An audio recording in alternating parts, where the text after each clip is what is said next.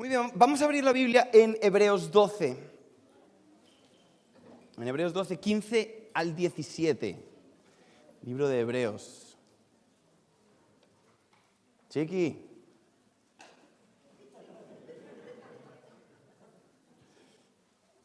Muy bien, yo lo estoy leyendo en la Nueva Traducción Viviente, pero puedes leer la que más te guste. Son las mismas. Pero Hebreos 12, 15 al 17, en la Nueva Traducción Viviente dice: cuídense unos a otros. ¿Cuídense qué? Está hablando de las relaciones personales. Para que ninguno de ustedes deje de recibir la gracia de Dios. Tengan cuidado de que no brote ninguna raíz venenosa de amargura, la cual los trastorne a ustedes y envenene a muchos. Ahora, en este versículo, yo creo que Carlos nos ha dado una explicación sobre la gracia que no hay que agregarle más que amén, ¿no? Estamos de acuerdo. Pero en este versículo hay una advertencia.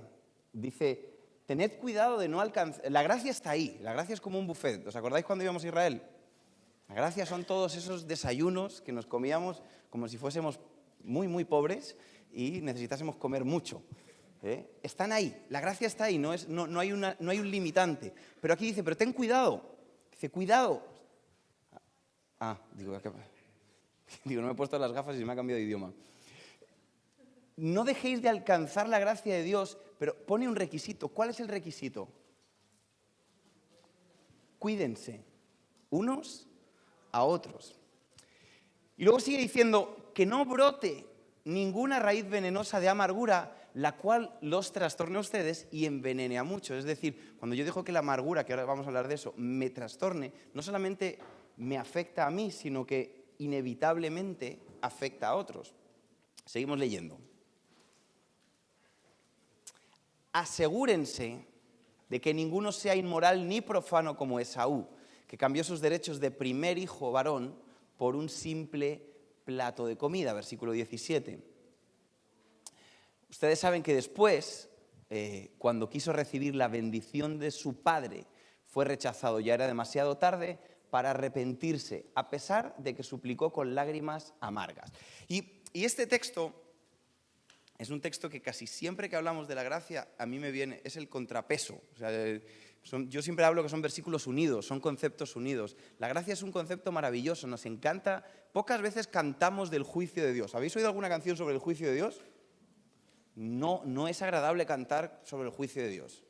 Nadie canta: los pecadores van a morir, crujir de dientes. No son conceptos agradables. Las canciones tienen que ser cosas amables. Y no hay nada más amable que la gracia de Dios.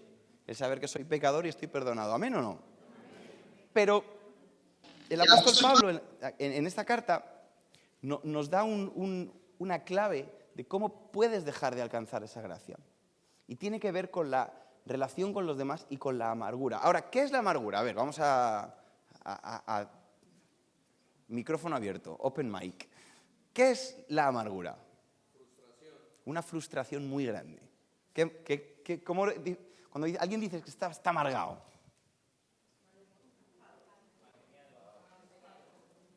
Mal humor, pero hay veces que uno puede tener mal humor con motivo, ¿no? O sea, cuando uno considera que alguien está amargado es cuando tiene mal humor sin motivo. Buenos días, tú. Buenos días. Gente que contesta de una manera extra a conceptos básicos. ¿Sí habéis visto esa gente? Esa gente que conduce amargada en los coches. ¿Pasa en Inglaterra? Que la gente entra en el coche y vive con... Yo le decía de broma a David, pero lo mantengo. A mí solo me molesta, cuando yo estoy conduciendo, solo me molestan dos tipos de personas.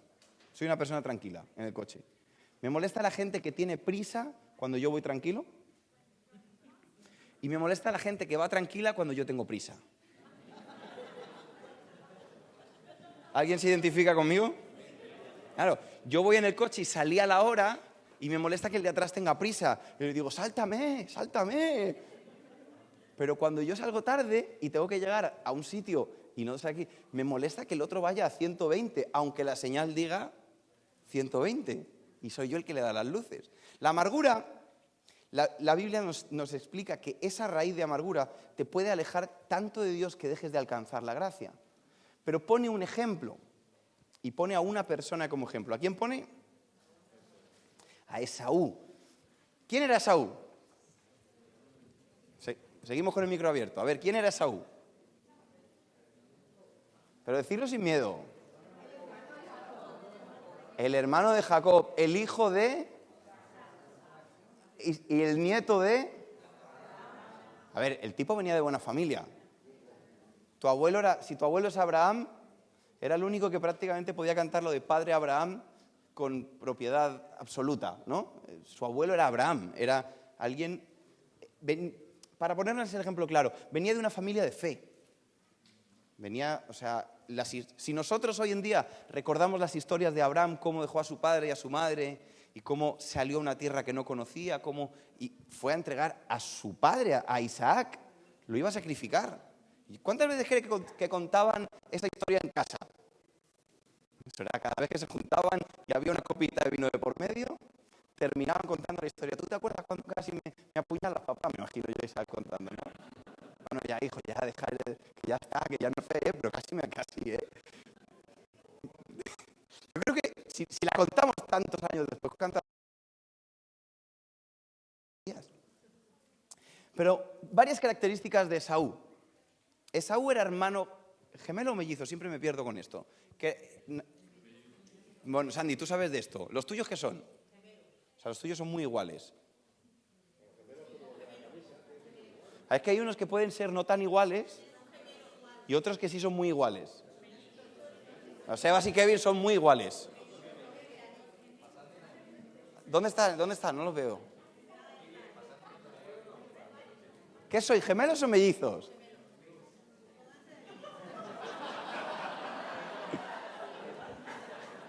Yo ya los di. Ahora se diferencian por el peinado, pero cuando eran más pequeños se peinaban igual. Y los sinvergüenzas les gustaba que les llamaras del otro nombre y te seguían el juego. Yo ahora los diferencio por la novia. Y solamente espero que ella sí que los diferencie. Estos nacieron el mismo día, pero no eran iguales. Es decir, físicamente, es más, vamos a leer el texto en Génesis 25, del 27 al 34. Génesis 25.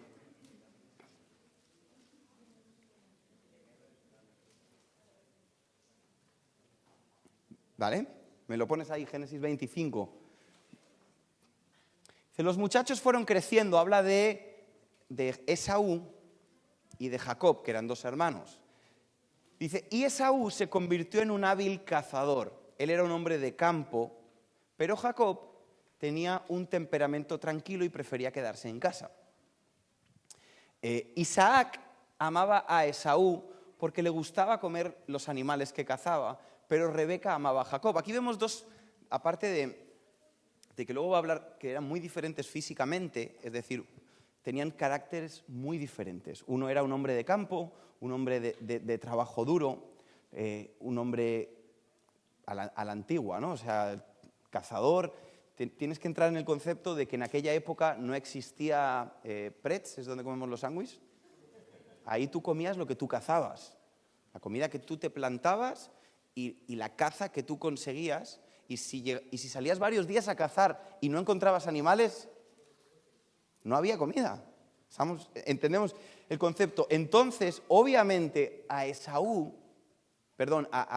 Isaac le gustaba que su hijo fuese un hombre trabajador. ¿Cuántos quieren tener un vago en casa?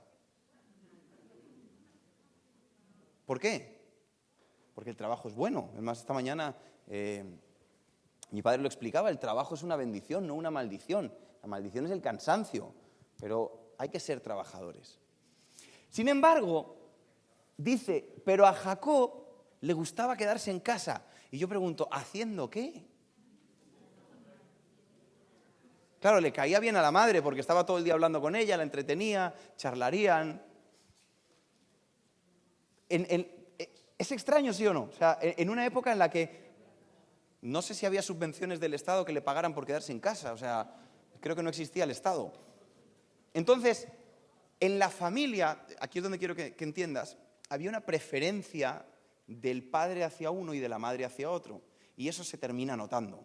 Cuando un padre tira más para un lado, el otro hijo siente ese desprecio y empieza a crecer la competencia entre unos y otros. Pero luego estaba la madre tirando del otro lado. La madre compensando el amor del padre. Y digamos que una familia así armoniosa no se veían. No era la familia perfecta, aunque la Biblia los pone, pero es que creo que no hay ni una sola familia perfecta en la Biblia. Y si la hay, no la menciona. Entonces, sigue diciendo vamos a leer hasta el 34. Cierto día, mientras Jacob preparaba un guiso, que se quedó en casa cocinando, Esaú regresó del desierto, agotado y hambriento. Esaú le dijo a Jacob: me muero de hambre, dame un poco de ese guiso rojo. Así es como pues se le puso el mote o el apodo de Edom, que significa rojo. Y Jacob le dijo: muy bien, pero dame a cambio tus derechos de hijo mayor. Exagerado. Vamos a ponernos en situación. Esaú era un hombre de campo. Esaú trabajaba desgastando su cuerpo. ¿Cuántos trabajáis aquí en un trabajo de desgaste de cuerpo? O sea, no en una oficina, sino en construcción o en cosas que requieren esfuerzo. Levantarme la mano. Casi siempre, no me quiero meter con vosotros, yo no soy un hombre de campo ni un hombre de trabajo, y aquí están mis manos con poquitos callos. Pero casi siempre la gente que trabaja mucho, cuando llega a casa da por hecho que el resto no trabajan.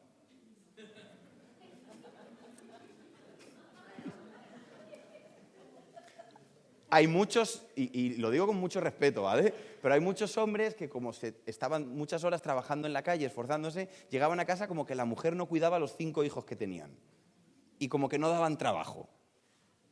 Es como que en algunos casos pareciera que un trabajo, porque desgasta físicamente, es más trabajo que otro. Y si es más desgaste físico, no significa que lo otro no sea trabajo. Simplemente es una función diferente. ¿Qué pasa? Que llega Esaú ¿y qué es la frase que dice cuando llega a casa y huele la comida? ¿Cuál es la expresión que pone ahí la Biblia? Me muero de hambre. Vamos a la literalidad. ¿Se iba a morir? ¿Cuántas veces habéis dicho me muero de hambre y no os habéis muerto? Me muero de hambre es una expresión para obligar a la otra persona o a una situación a que acabe en comida. Pero si somos súper honestos, no nos vamos a morir de hambre porque a todos nos vendría bien un ayunito de varios días. Tenemos reservas, está todo bien. Esaú llega de trabajar, se encuentra al hermano, le pone el drama, me muero de hambre, y Jacob le dice: te doy de mi comida, pero le pone un precio absurdo. Le dice: quiero tus derechos de hijo mayor. Derechos de hijo mayor vamos a ponerte un ejemplo, es como si yo vendo mi coche y me dicen: ¿cuánto quieres por tu coche? Y yo te digo 200.000 libras. Entonces, 200.000 libras vale una casa. Es el precio que pagarías por una propiedad de otro tipo.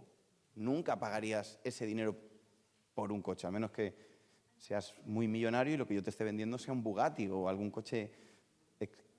Los derechos de hijo mayor era un precio demasiado alto. ¿Por qué? Porque en aquella cultura ser el hijo mayor era muy importante. Los derechos de hijo mayor significaba la mayoría de la herencia, la autoridad en la familia. O sea, tenía demasiada lista de beneficios. Por eso era un privilegio ser un hijo mayor. Entonces, a esa propuesta de negocio fraudulento contesta en el 32 Esaú. El tipo insiste: mira, me estoy muriendo de hambre. ¿De qué me sirven ahora los derechos de hijo mayor? Jacob le dijo: primero tienes que jurar que los derechos de hijo mayor me pertenecen a mí. Así que Esaú hizo el juramento mediante el cual vendía todos sus derechos de hijo mayor a su hermano Jacob. Entonces Jacob le dio a Esaú un guiso de lentejas y algo de pan. Esaú comió y luego se levantó y se fue. Y así mostró desprecio por sus derechos de hijo mayor. En esta historia, que es la que en Hebreos se pone de ejemplo de lo que es la amargura, me chirrían muchos detalles. Vamos a intentar explicarlos todos. El primero de todos. ¿Dónde vivía? Bueno, ya hemos hablado del primero, que es que no se iba a morir de hambre. ¿Estamos todos de acuerdo? Me estoy muriendo de hambre es una expresión que usamos para exagerar algo que no va a pasar. Segundo, ¿dónde vivían Jacob y Esaú? Sin miedo. En casa de los padres. Con lo cual, si Esaú quería comer, si Esaú tenía hambre, y va y le pide al hermano, dame tu comida, y el hermano le hace esa propuesta tan salvaje, todo lo que tiene que hacer Esaú es salirse de esa habitación e ir a buscar a su madre. Porque las madres, ¿tú crees que la madre lo hubiera dejado sin comer?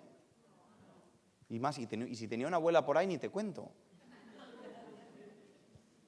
¿Tú crees que en una cultura donde la comida era tan importante, si tú lees el Antiguo Testamento, la mayoría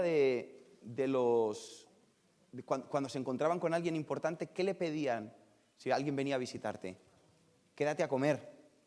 Cuando Abraham vio a los ángeles, ¿qué hizo? ¿Qué le dijo a Sara? Prepara un cabrito ahora mismo. Les insistió, cuando iban a destruir a Gomorra, ¿os acordáis de esa historia? La comida estaba al orden del día, no era algo difícil de conseguir. Con lo cual, lo que me chirría es que Esaú no se iba a morir de hambre. Esaú lo que quería era la comida de su hermano. Esaú no quería comer, Esaú quería comer esa comida. Entonces, me lleva a analizar lo que hemos leído antes. Dice, Esaú era un hombre de caza, era un hombre que trabajaba mucho, pero Jacob era un hombre tranquilo. Esaú se esforzaba y Jacob no se veía tan esforzado. Lo que me hace pensar a mí que cuando lo ponen como ejemplo de amargura es que muchas horas cuando Jacob estaba trabajando pensaba en su hermano que no hacía el mismo esfuerzo que él por conseguir las mismas cosas. Vivían en el mismo techo, comían de la misma comida, tenían los mismos beneficios, pero él trabajaba y su hermano no. Y empezó a crecer en él una raíz de amargura. Una raíz, porque a ver, cuando uno se amarga, ¿por qué se amarga? ¿Alguien ha estado amargado alguna vez? Es una pregunta. Y el que no ha levantado la mano es porque está amargado ahora mismo. Pues yo no. ¿Por qué te amargas? Chiqui, ¿por qué te has amargado alguna vez?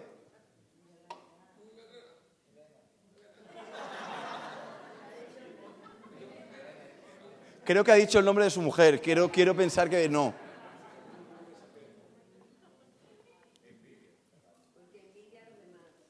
Por otras personas. ¿Alguien se ha amargado alguna vez con Dios? ¿Y cuál era el reclamo? Pero porque a otros sí viste que le respondió. Porque aquí vamos a hablarnos claro. Vamos a quitarnos las caretas. Si a mí me va mal y a ti te va mal, está todo bien. ¿Sí o no? Si yo no tengo trabajo y tú tampoco, pues vamos a tomarnos unas pintas al bar y a ver qué hacemos. Pero que a mí no me vaya mal y a ti te vaya bien. Que yo no consiga novio, pero tú tampoco. ¿Estamos hablando de lo mismo o no? O sea, nuestros reclamos a Dios nunca son porque Dios no es bueno, es porque Dios ha sido bueno con otro. Entonces, la amargura está directamente ligada a nuestra relación con nuestros hermanos. Mira, vamos a hablar claro. Tú no te amargas porque Cristiano Ronaldo sea millonario. Te puedes decir una tontería, pero en realidad te da igual. Tú vives ahí con 200 libras al mes y vas tirando y otro es millonario. Ahora, si alguien muy cercano a ti tiene mucho dinero y tú vives con 200 libras, sí te amargas. La amargura de Esaú, lo que nos explica la Biblia, tenía que ver con su hermano. Por eso cuando vamos al texto de Hebreos dice, cuídense unos a otros. La relación entre hermanos es muy importante. La relación entre hermanos te puede llevar incluso a perder la gracia de Dios. Ahora volvemos a la historia de Esaú. Venga, seguimos haciendo preguntas. ¿Cuántas lentejas se pudo comer Esaú?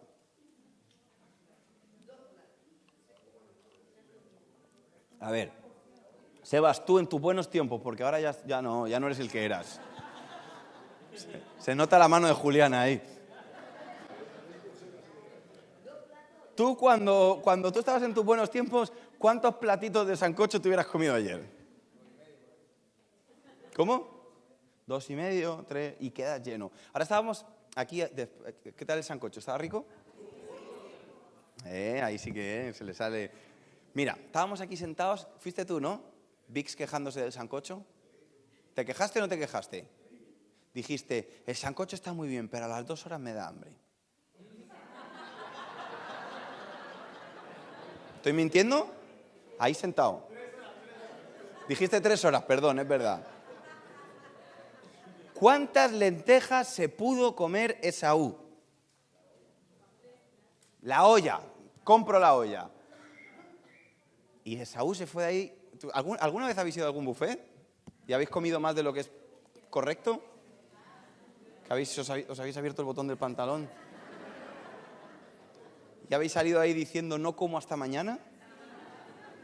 ¿Y a las 4 horas teníais un sándwichito porque no sé qué pasa, que he comido mucho, pero no se me quita el hambre? Sí, ¿verdad? ¿Sabéis de qué os hablo? Por mucha comida, aquí vamos al punto, no se iba a morir de hambre, pero por mucha comida que comiese, iba a volver a tener hambre en un rato. 2 horas, 3 horas, 5 horas, 20 minutos, 3 horas. El asunto aquí, que tendríamos que hablar ahora, es que él paga por esas lentejas un precio demasiado alto, por algo muy pasajero, por quitarse la rabia con el hermano. Entonces lo que nos lleva a nosotros a ver es cuántas veces yo me he comido el platito de lentejas que me llena cuando hablo mal de Chiqui.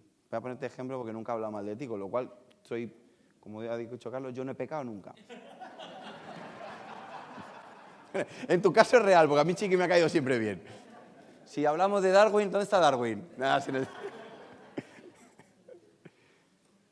Si yo veo que a Chiqui le empieza a ir bien y a mí se me empieza a mover esa raíz de amargura, la vida me ofrece un plato de lentejas, que es calumniarlo, que es buscarle las cosquillas. Y las lentejas al ratito llenan. Tú te comes las lentejas, pero la pregunta es ¿cuánto tiempo te quedas lleno y cuánto te ha costado? Porque yo puedo hablar mal de Chiqui un momentito y pensar que ahí se quedó, yo me quedé lleno, pero hacer eso me excluye de alcanzar la gracia de Dios. Es muy caro, ¿eh? Es un precio demasiado alto y no me llena. Me llena un rato. Entonces, ¿qué va a pasar? Que voy a tener que seguir. Cuando tienes otra vez hambre, ¿qué haces? Vuelves a comer. Entonces, yo te tengo que hacer una pregunta ahora. ¿Cuáles son tus lentejas? ¿Cuál es ese plato con el que desprecias la gracia de Dios por llenarte un rato? Y casi siempre, no en todos los casos, porque algunas veces son actitudes o pecados recurrentes, tienen que ver con el de al lado. Tienen que ver con mi hermano o mi hermana. ¿Seguimos?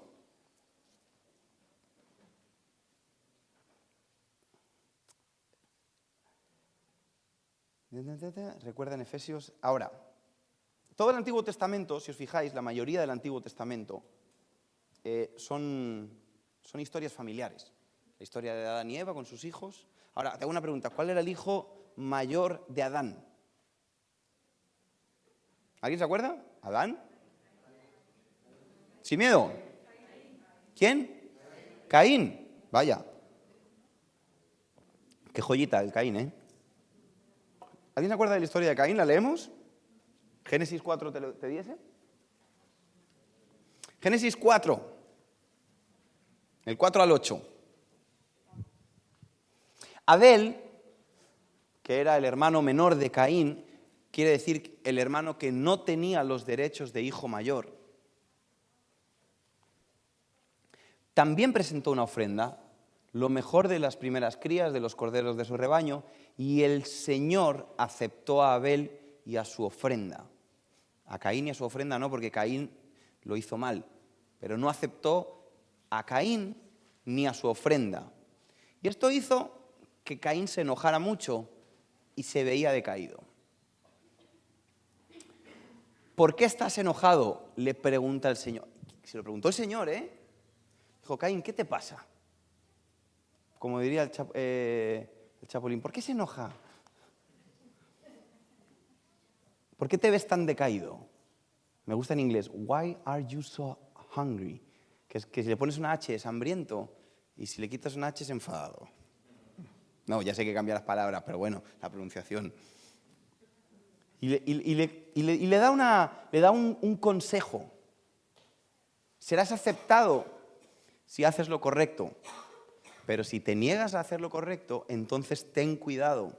El pecado está a la puerta, al acecho y ansioso por controlarte, pero tú debes dominarlo y ser su amo.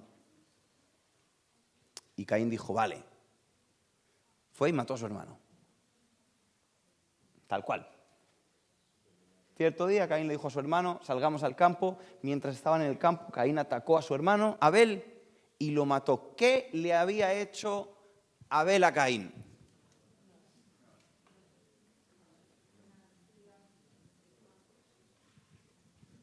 ¿Qué le hizo?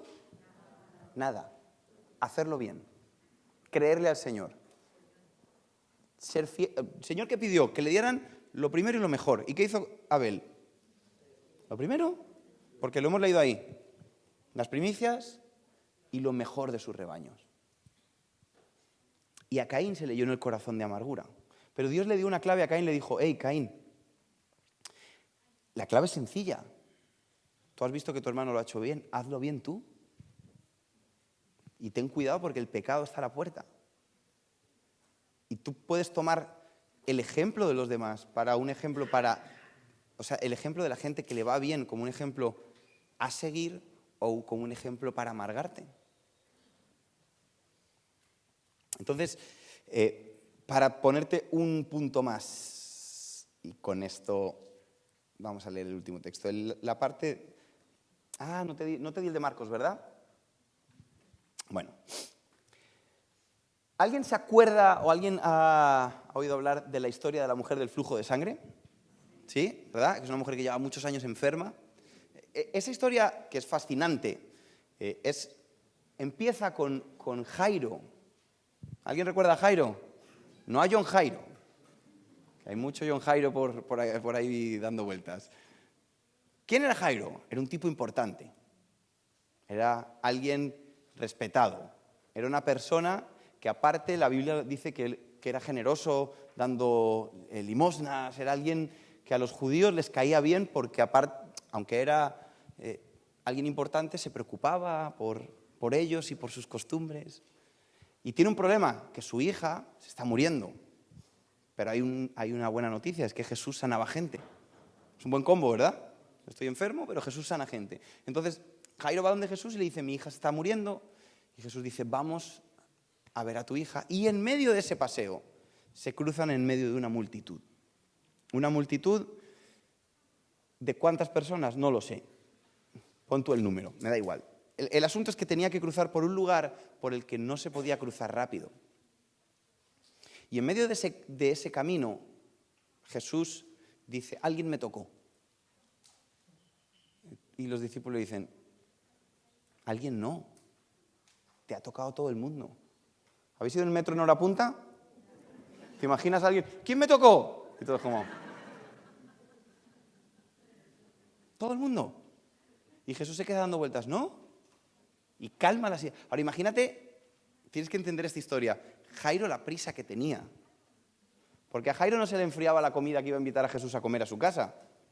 Oye, que se me enfrían las arepas. Jairo tenía a su hija muriéndose. Vida o muerte. Y Jesús mirando, ¿quién me tocó? Y los discípulos metiéndole prisa a Jesús. Maestro, todo el mundo te ha tocado, esto es normal, ya lo has vivido. Y Jesús dice, no, ¿quién me tocó? Y cada segundo que pasaba era 3 años de vida de Jairo. Porque tenía a la niña enferma en casa. Y de repente dice, no, es que ha salido de mi poder. Y la Biblia nos cuenta que ella ya se siente demasiado abrumada y cuenta su historia. Hay una versión que dice, y le cuenta toda su historia. Y a eso me parece muy peligroso porque ella, femenino, cuenta toda su historia. ¿Cuánto duró?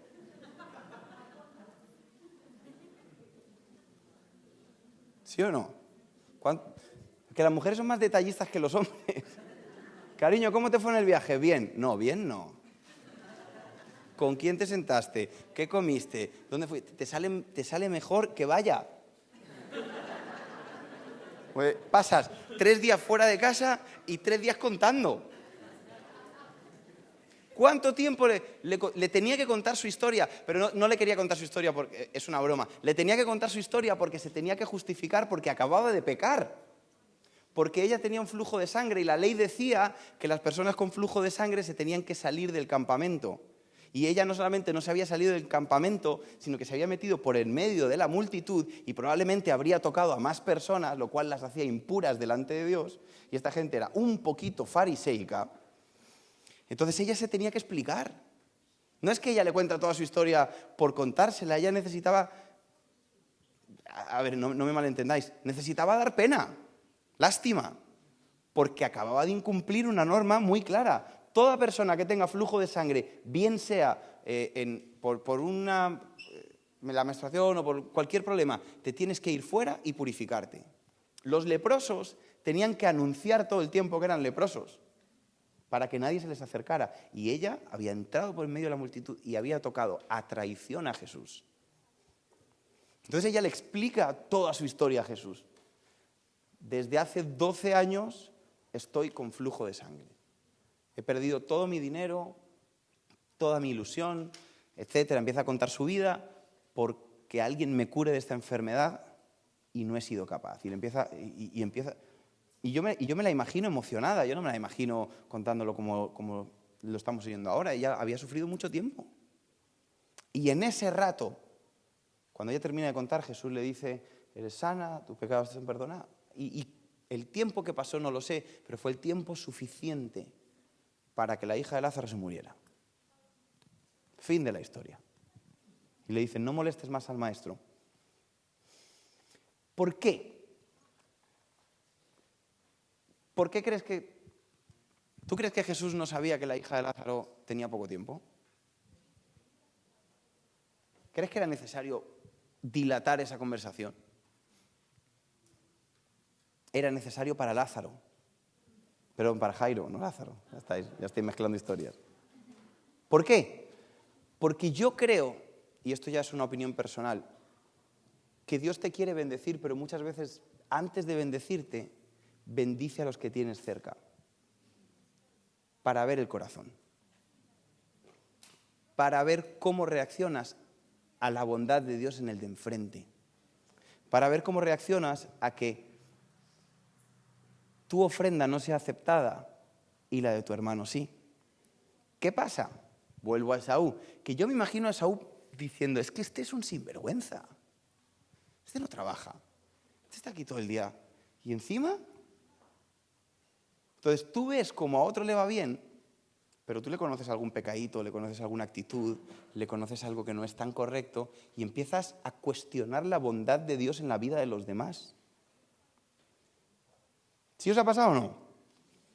Y empiezas a preguntarte, ¿pero por qué si yo sé que sé lo que sé?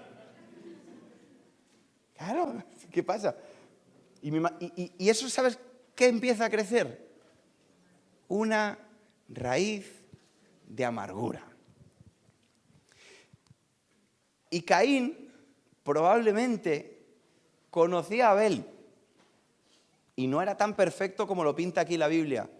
Quizás Caín obedeció al Señor, perdón, Abel obedeció al Señor, pero no era un hombre perfecto. ¿Hay alguien perfecto? ¿No? O sea, probablemente Abel diría sus mentiritas, Abel sería una persona como tú y como yo, sujetos a pasiones y a resbaladitas. El punto de este asunto es que la Biblia nos enseña que las relaciones, o como yo me relaciono con los demás, con sus carencias y con sus bendiciones, determina mi lugar delante del Señor. Y entonces, el último texto que quiero leer es Juan 13, del 34 al 35.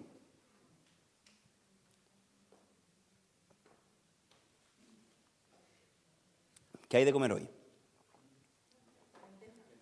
¿Hay lentejas? ¿Qué hay? Asado.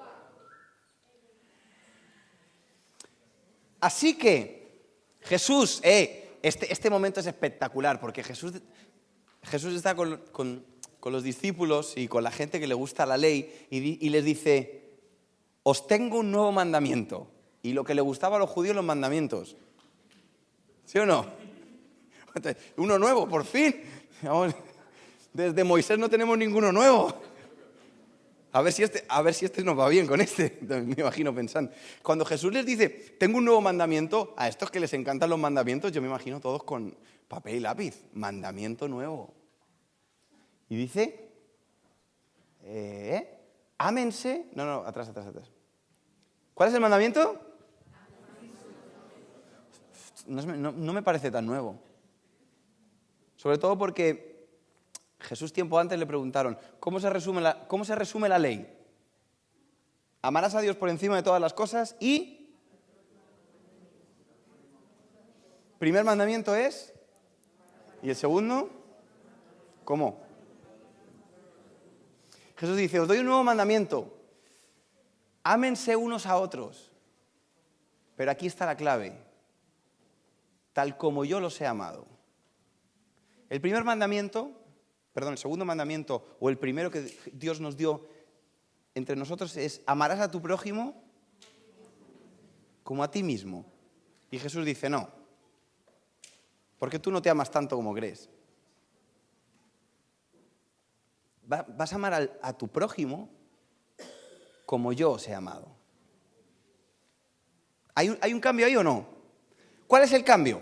Que Jesús, el siguiente, el 34. El amor que tengan unos por otros será la prueba ante el mundo de que son mis discípulos. Y aquí es donde tenemos que ir cerrando, pero que es muy importante. ¿Cómo nos amó Jesús? Venga, micrófono abierto. Sin miedo, no en... a ver, digo que no es un examen, pero el que diga alguna herejía se queda sin osado. Entregándose. Aquí han dicho incondicional. ¿Quién ha sido? Perdón, es que he oído voz por aquí, pero no sé quién ha dicho incondicional. Caballero del fondo, bien. ¿Qué más? Sin medida. ¿Qué más? Amor eterno. Ágape.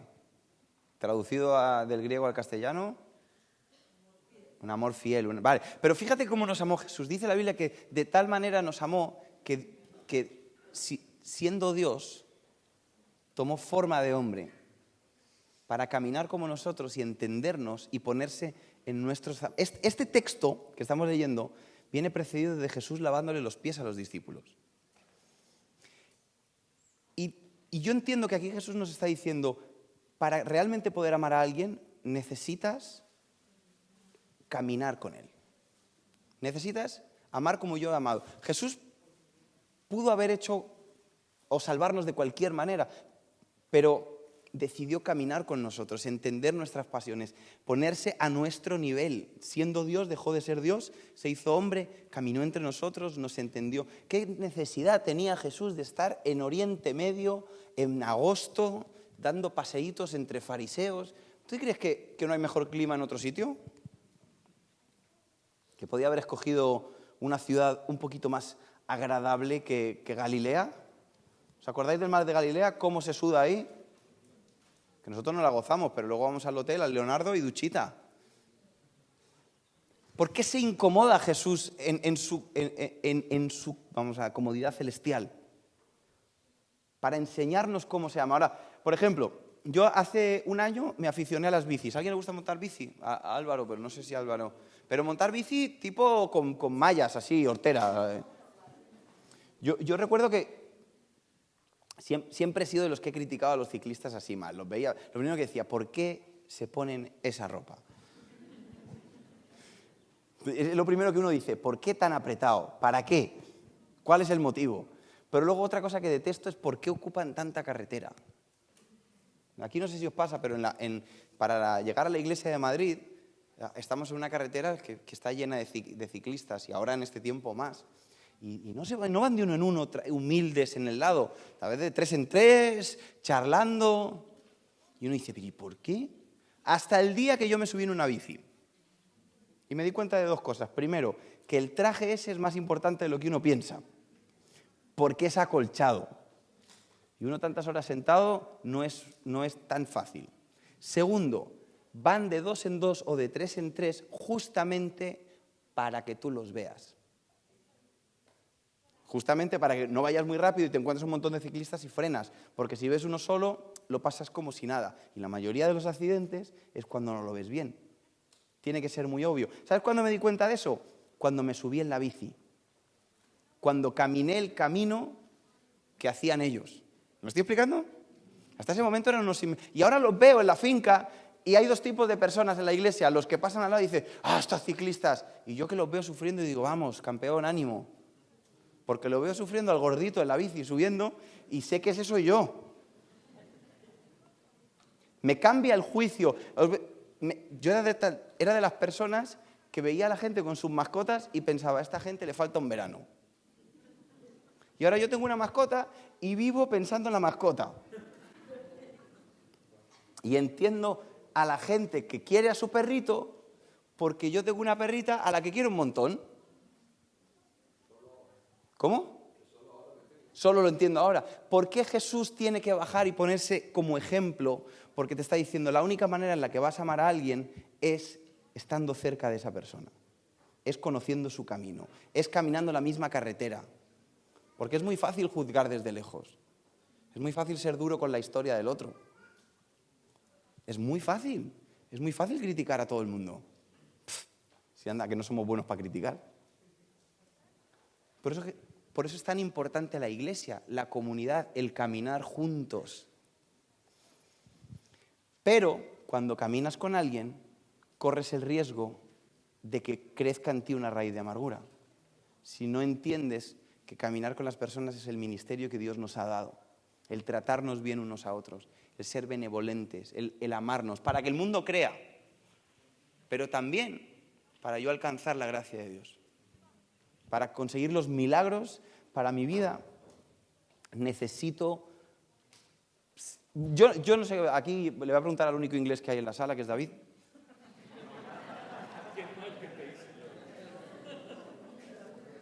I know there's real English in here, but let's keep David with the... Al único British. Yo no sé aquí, pero en España lo peor que te puede pasar es que te vaya bien. Nos encantan las historias de gente humilde. No sé si aquí pasa. Si hay una catástrofe en cualquier lado, si te fijas, se recaudan millones de euros. La gente le encanta donar. Nos encanta ayudar al pobre. España es probablemente uno de los países con más ONGs y proyectos solidarios. Mi tío Paco, que en paz descanse, que murió hace un año, él siempre nos decía que él no nos iba a dejar nada, que se lo iba a dar todo a Save the Children, que es Save the Children. Él veía a los niños africanos ahí en las fotos y mandaba el dinero y luego en la cuenta lo vimos. Ahora, en el momento en el que a alguien le va bien, ¿quiénes son los que ganan los programas estos de La Voz, de Gran Hermano, los que son más humildes? ¿Qué nos gusta? ¿Qué nos gusta? Nos gustan las historias de gente pobre, de gente humilde, de gente que le iba muy mal. ¿Por qué nos cae tan bien a los colombianos Luis Díaz? No, la verdad, porque era un chico súper humilde. ¿A que James ya no nos cae tan bien? Vamos a decirnos la verdad. ¿Sí o no? ¿Por qué? Porque ya le fue bien. Porque nos gusta extender la mano al de abajo pero nos cuesta aplaudir al de arriba. No sé, ¿por qué? Porque en el fondo, aunque yo estoy siendo buena gente, cuando estiro la mano al de abajo, todavía me siento superior. Y lo puedo cubrir de una imagen de humildad. Pero cuando yo celebro al que le ha ido mejor que a mí, con un buen corazón, estoy siendo humilde, ¿verdad? Cuando yo veo el milagro de la mujer del flujo de sangre y en vez de quejarme, lo celebro, le estoy diciendo al Señor, sí estoy preparado para un milagro. No tengo raíz de amargura. Cuando yo veo que a mi hermano lo aplauden por hacer las cosas bien, lejos de buscarle el error, tengo que buscar el reflejo de cómo puedo yo hacerlas. Como le dijo Dios a Caín, haz las cosas bien, si tú sabes cómo hacerlas bien. Esaú, y terminamos con esto. Esaú tenía todo para hacerlo. Yo me imagino, ¿sabes cuál era el plan de Dios? Yo soy el Dios de Abraham, de Isaac y de Esaú. No.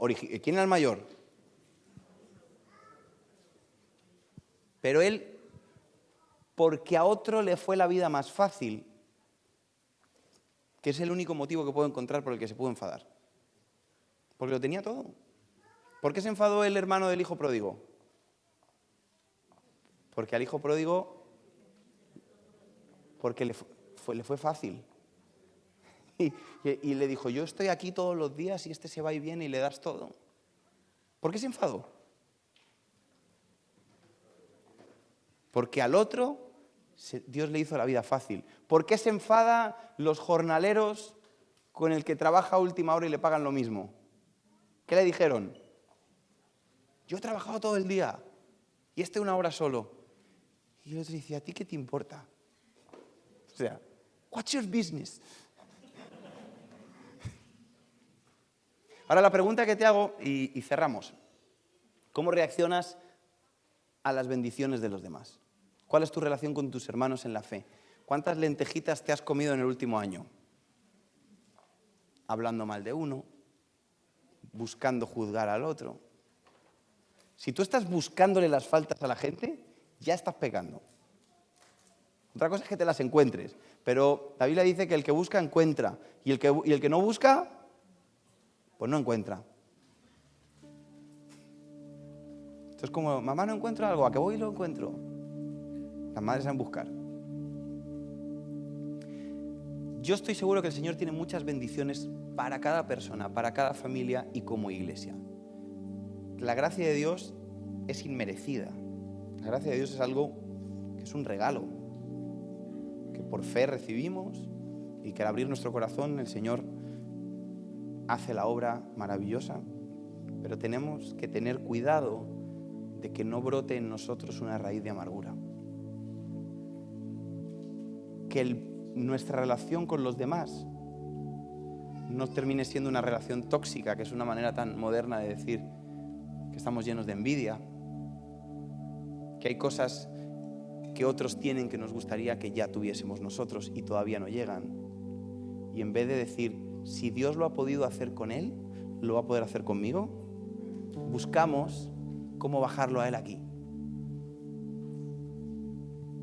Y cuando entendemos este principio, Jesús le dijo a Jairo, tranquilo, tu hija resucitará. Y la gente se empezó a reír de Jesús. Y Jesús a los incrédulos les dijo, a los que se han reído, a la calle. A los que no creen que yo todavía puedo hacer un milagro, a la puerta. Y se quedaron solamente los que tenían fe. Y ellos vieron el milagro. La niña resucitó. De la misma manera que yo sí creo que pueden resucitar muchas cosas en nuestra vida si tenemos la actitud correcta. Pero sobre todo si dejamos o si enterramos definitivamente o arrancamos, sería el ejemplo más claro, nuestra raíz de amargura, la envidia, el mirar al de al lado de una manera equivocada. Amaros unos a otros como yo os he amado, poniéndote en sus zapatos, poniéndote sus mallas, entendiendo lo difícil que es subirse a una bicicleta, lo difícil que es a lo mejor la vida de las personas que juzgamos tan alegremente. Y te voy a dar un tip que dicen aquí. Cuando mires a las personas les vas a encontrar defectos. Pero es que la gracia de Dios es la que cubre los defectos.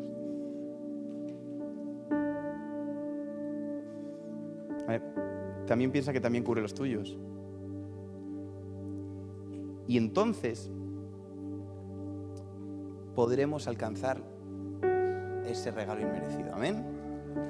Señor, te damos gracias por tu gracia, porque nos has amado de una manera que no nos merecemos. Cuando estábamos lejos, en nuestros delitos, perdidos, tú nos buscaste. Nosotros somos esa oveja que tú abandonaste a las 99 por encontrarnos. Y a cada uno de nosotros nos atrajiste de una manera diferente, con un amor que ni siquiera podemos explicar. Pero esta mañana, ya casi tarde, te pedimos perdón porque en nosotros sí ha crecido una raíz de amargura.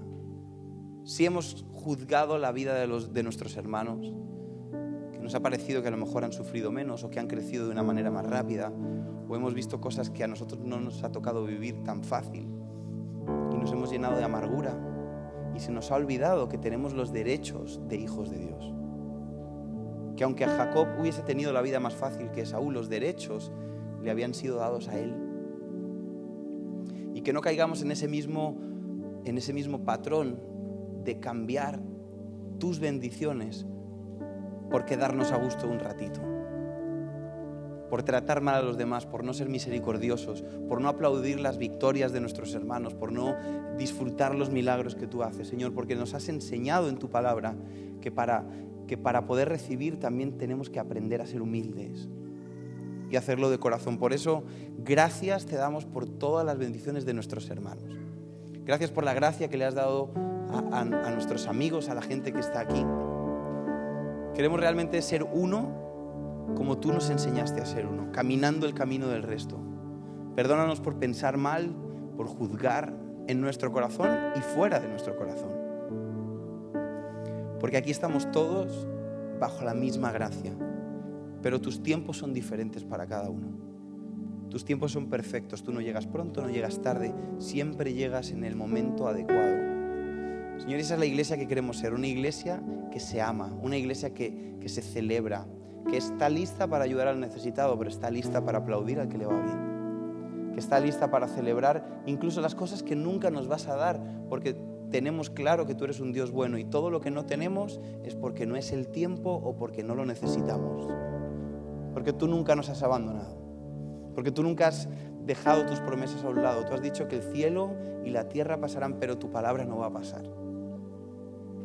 Por eso, Señor, hoy tomamos el compromiso de hacer de esta comunidad, de la comunidad cristiana integral, un lugar en el que nos amamos, en el que nos celebramos, un lugar en el que somos capaces de disfrutar de las victorias de los demás, un lugar en el que los hermanos no compiten por el amor del Padre, un lugar en el que todos somos amados, que hay sitio para todos y que a tu tiempo a cada uno le vas a dar lo que es suyo. Señor, enséñanos a hacer lo correcto, enséñanos a hacer las cosas bien y que si vemos ejemplos buenos sea para imitarlos y no para juzgarlos. En el nombre de Jesús.